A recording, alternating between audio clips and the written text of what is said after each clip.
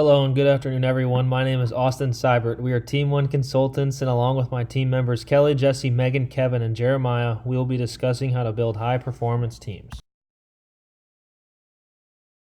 What is teaming? In this section, I will be discussing the definition of teaming and how to build a team to be successful. I will also be discussing the difference between teams and groups. According to Edmondson 2014, teaming is a verb. The dynamic activity, not a bounded, static entity, it is determined by the mindset and practices of teamwork, not by the design and structures of effective teams. Although teaming may seem simple in just the action of coworkers coming together to finish a project, there's actually multiple challenges that can be faced by a team that can hinder their performance, ability to finish the project, and unfortunately, the organization that they work for as well. To become a team, there must be an identified group of people coming together, tasked with the same objective and understanding of the challenges they are faced with. The concept of teaming is the ability of people from all different backgrounds to utilize their strengths to progressively move a company towards success. Teams can be used in multiple areas such as workplace projects, leadership roles, and even challenges faced by organizations. A team is built by the specific characteristics that employees entail that can unite a group of people to effectively finish a project. Teams also need the ability to build on their creative confidence to allow for progression and success of the task in front of them. Kelly, 2012. In this section, I will be discussing the teaming process, what that might entail, and what the benefits of teaming are. The teaming process entails a list of objectives that must be met in order to ensure that the team is efficiently working towards a successful finish. Teams must collaborate to find the best way to tackle a project. In order to do so, the teaming process must also have a clear communication pathway. Without communication, the project will fall apart. Blanchard, 2012. While collaborating, the members of the team will also have to set aside their egos and be able to have their ideas denied by other team members without getting defensive. In doing so, the team will be able to constructively critique areas of the project that are weaker to ensure that the final project is the best it can be. TAM, 2015. Discipline is also vital for the progression of a project worked on by a team. This process of discipline can cover multiple areas of the project, such as every team member being proactive in making the meetings or finishing areas of the project by their deadline. Katzenbach and Smith, 2013. To assure that every team member will be working efficiently, there must be complete psychological safety established. This will allow each member to know that their voice matters on the project and that no one will be scrutinized for their ideas and cause multiple creative ideas to occur from the team. Edmondson, 2014. The benefits of teaming can be seen in the quality and efficiency of a project. Teaming can also promote stronger connections between coworkers and the ability to work together. Another benefit is the promotion of working outside of the members' comfort zones and finding new creative limits to reach. Teams and good performance are inseparable. You cannot have one without the other. So for managers to make better decisions about when or how to encourage and use teams, it is important to be more precise about what a team is and what it isn't.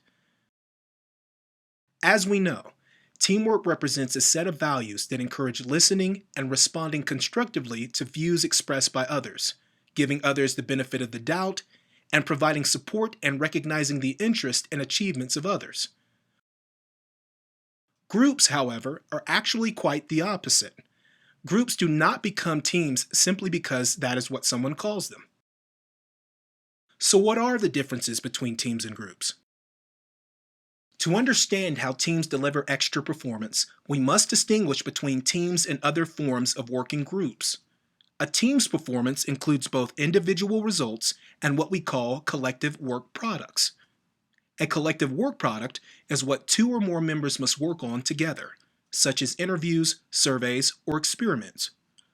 Characteristics such as shared leadership roles, individuality and mutual accountability, specific team purpose, and collective work products are only a few of the influential paradigms that can be used to identify teams.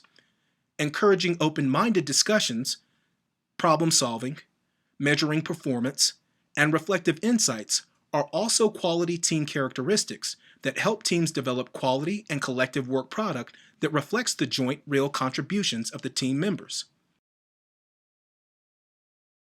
A working group's performance is clearly a function of what its members do as individuals. This means that the group needs a strong, clearly focused leader that fosters individual accountability and a purpose that shares the same characteristics and goals of the company's broader organizational mission. At high level, a group focuses on maximizing opportunities through individual work products and running efficient meetings that provide quality feedback and insights for measuring effectiveness and discussing, deciding, and delegating the next steps. Overall, there are various differences between both teams and groups. The most successful teams shape their purpose in response to a demand or opportunity put in their path, usually by the upper management. This helps teams get started by broadly framing the company's performance expectations. Additionally, the best working groups come together to share information, perspectives, and insights, to make decisions to help each person do his or her job better, and to reinforce individual performance standards. Making things happen. NIRE provides the formula necessary to operate as a teaming and learning organization. This should provide board members with the information necessary for their teams to function effectively and optimize team performance within the organization. We will also illustrate the role leaders play in teaming as well as some of their key responsibilities. Here, we have provided some of the key leadership responsibilities regarding teaming. The first is framing the situation. Framing is a required action of leaders to enroll members into a behavioral change. To be successful in implementing them, leaders must frame their roles in ways that invite others to participate. Edmondson 2012. The second key is making it safe to team. Psychologically safe environments give team members the confidence to speak up and provide necessary feedback. This stems from the ability of team members to trust and respect one another. Leaders are crucial for creating these environments. This encourages team members to learn from their failures. Edmondson 2012.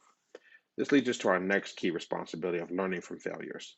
There are three activities leaders can utilize to learn from failure: detection, analysis, and experimentation. Detection is the ability to identify points of failure. When the problem has been detected, analysis can be completed to identify what happened and develop techniques for improvement. Edmondson 2012.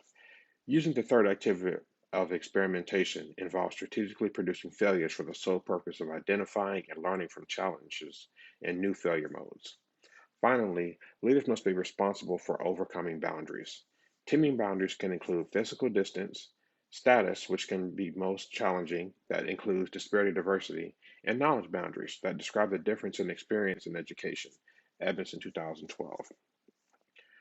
To work across these boundaries, leaders must facilitate communication by framing a shared goal that motivates team members to overcome communication barriers.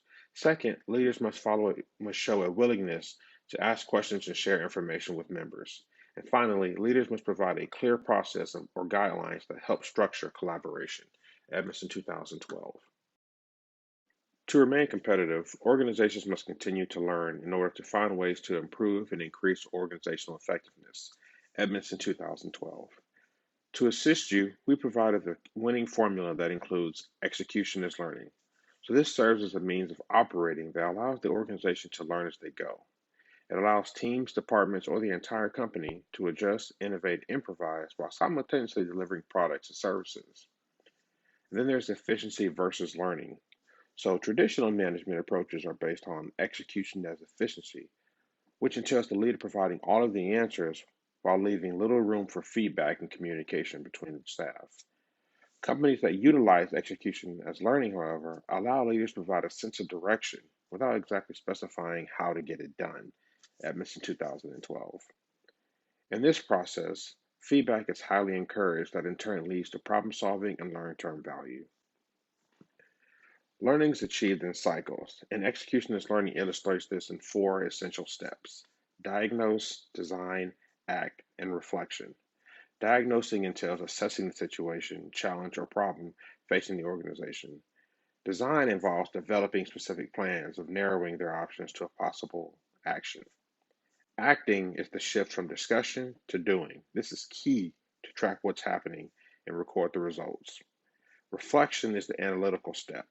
In this form of action after reviews or rigorous studies, the purpose is to provide a clear understanding of what worked and what didn't. Finally, continuous learning development is key. Continuous learning and development means learning isn't a one-time thing. The goal of this is to keep learning at all times and create an enterprise that's always learning and improving in order to excel in the marketplace. Hello, my name is Megan Cheek, and I will be discussing barriers to effective face-to-face teaming and the best practices to create a high-performing team. Edmondson describes a face-to-face team as an in-person established, fixed group of people cooperating in pursuit of a common goal. In 2012, Edmondson wrote that barriers for face-to-face teams are often social and cognitive. One of the biggest barriers to effective teaming is a lack of or unclear communication. This is why many teams fail to effectively communicate, whether it be by providing feedback, voicing honest opinions, or discussing errors in difficult topics.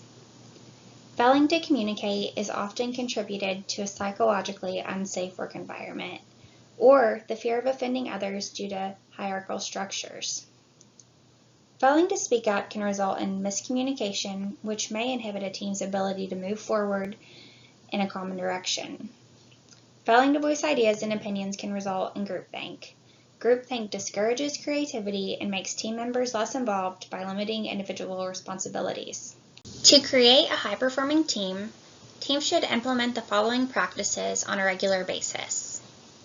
Encourage difficult conversations. High-performing teams must understand that members may have personal differences, including values and beliefs. These differences may cause conflict within the group. However, team members must be willing to explore different ideas with the intent to learn rather than to win an argument. Collectively, teams can almost always create a more effective solution by working together than on an individual basis. Secondly, promote psychological safety.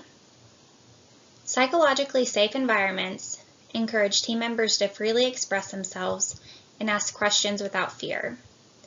Team members should share their thoughts, opinions, and concerns with one another and make it understood that it's essential to strengthen the team. Lastly, learn from your failures. High-performing teams do not fear failure. Instead, they utilize failing as a learning experience and the opportunity to reflect and improve. Learning from failure can be a difficult task, but effective teams understand that it's vital for teaming and organizational growth. Great job, Megan. Thank you so much. Hi, I'm Kelly Freeman, and I'm going to talk a little bit about virtual teams. Global companies with divisions and satellite offices around the world rely heavily on local expertise to know which products they should offer in which regions, how to market those products, and the local product guidelines and restrictions for each area. Fortunately, with the help of technology, regional offices can still work collaboratively, though, on virtual teams. In 2012, Edmondson described a virtual team as a group of individuals who, through the use of technology, work across physical and organizational boundaries. Just like face-to-face teams, though, virtual teams must confront unique barriers such as time, distance, and cultural differences, gaining the trust of other team members, sharing tacit knowledge, and organizational structures that unknowingly hinder team success. Finding a time when all team members are available to meet is hard enough when everyone works in the same building. So imagine how difficult it is to schedule a meeting when the members live on different continents. A lunch meeting for one team member is bound to be a midnight meeting for another.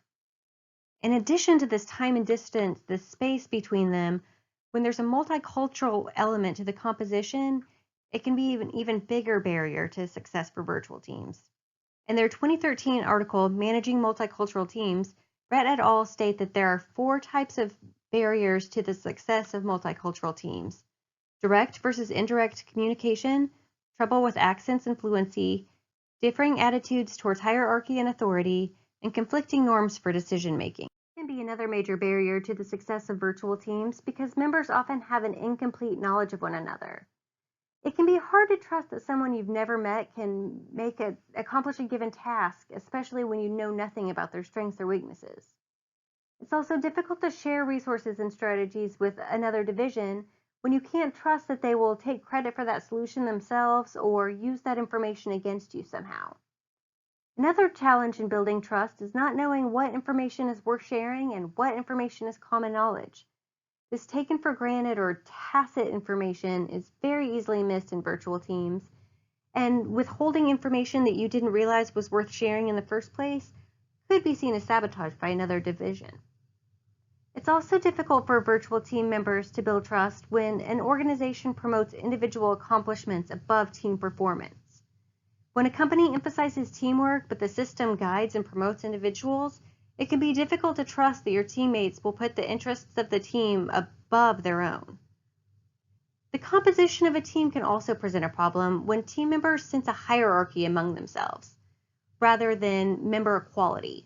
A hierarchy can reduce the willingness to speak up, admit mistakes, ask questions, and raise ideas. Trust can be another major barrier to the success for virtual teams because members often have an incomplete knowledge of one another.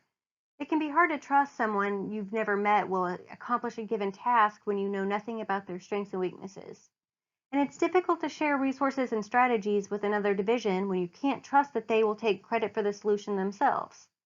Another challenge in building trust is not knowing what information is worth sharing and what information is common knowledge. This taken for granted or tacit information is easily missed in virtual teams. And it's difficult for virtual team members to build trust when the organization promotes individual accomplishments above team performance. When a company emphasizes teamwork but the system promotes individuals, it can be difficult to trust that your teammates will put the interests of their team above their own. And one last thing, the composition of a team can present a problem when team members sense a hierarchy rather than member equality. Absolute best practice for virtual teams is to meet face-to-face as often as possible. In their 2013 article, Kattu states that even well-structured virtual teams should have a launch meeting with everyone present, a face-to-face midpoint check-in, and a live debriefing. Coming together physically for a face-to-face meeting helps build trust and cultural awareness that is needed during collaboration. For virtual teams, though, most interactions require the use of technology, and as we all know, technology tends to fail us when we need it the most.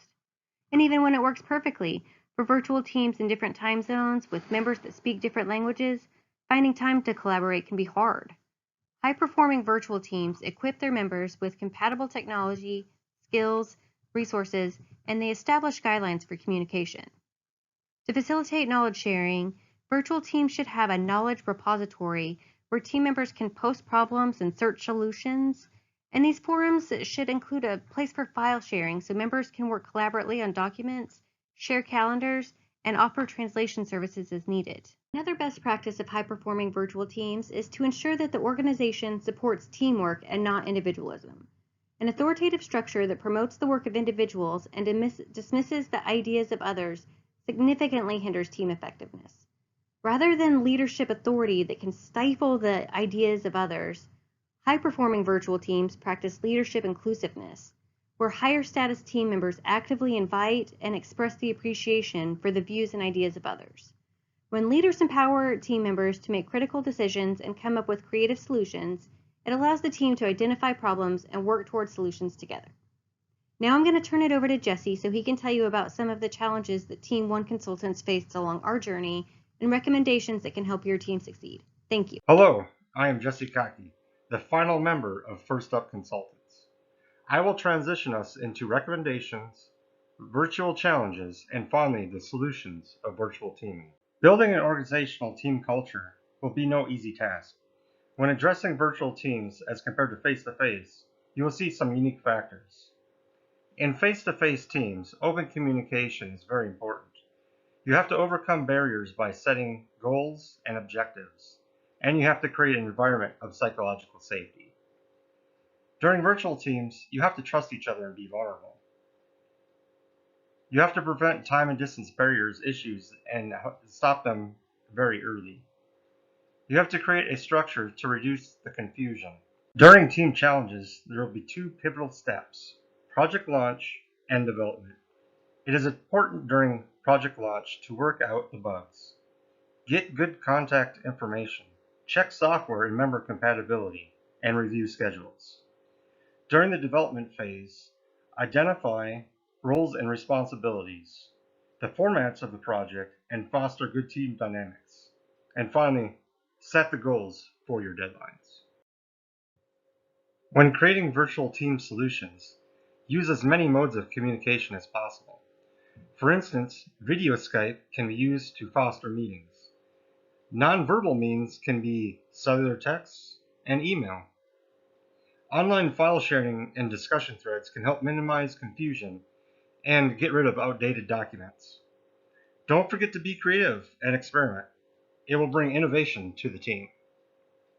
Our team would like to give a special thanks to Miss Amy Edmondson and her book on teaming, as well as the book HBR's 10 Must Reads by John Kedzerbach and Douglas Smith, and also the guidance from our professor, Dr. Daniels.